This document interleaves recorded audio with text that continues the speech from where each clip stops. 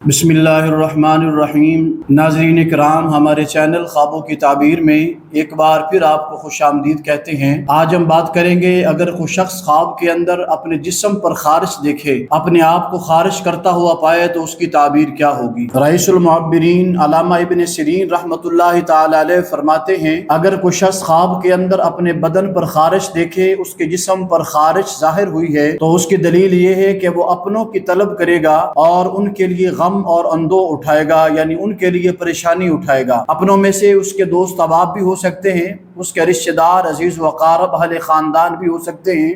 اس کے کچھ دوست احباب کاروباری حضرات بھی ہو سکتے ہیں، یا اس کی شعبہ زندگی کے اندر کوئی تعلق رکھنے والے دوست احباب بھی ہو سکتے ہیں، جن کے لیے وہ غم اور اندو اٹھائے گا اور ان کی طلب کے اندر اپنی زندگی کو بسر کرے گا۔ اور اسی سے ملتی جلتی بات حضرت ابراہیم کرمانی رحمۃ اللہ تعالی علیہ نے بھی کی ہے۔ اگر کوئی بندہ اپنے جسم کو خارش زدہ دیکھے، اگر کوئی شخص اپنے جسم پر وہ خارش کسی قسم کے بھی ہو، خارش جو ہے وہ پیپ والی ہو، خشک ہو،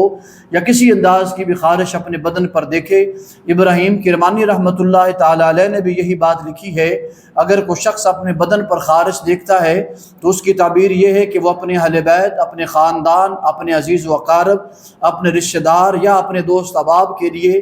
ان کے طلب کے لیے اپنے آپ کو پیش کرے گا، ان کے لیے غم اور اندو اٹھائے گا، اور اسی پریشانی میں وہ زندگی میں گزارے گا کہ وہ اپنے اس کے پاس رہیں، ان کے لیے غم اور اندو بھی اٹھائے گا اور ان کی طلب کے اندر بھی زندگی بسر کرے گا۔ اور اس کی ایک تعبیر اور بھی ہے کہ وہ اپنے کے لیے رنج اور غم بھی اٹھائے گا، یعنی اپنوں کے لیے دکھ اور درد بھی وہ برداشت کرے گا۔ حضرت امام جعفر صادق رضی اللہ تعالی عنہ فرماتے ہیں،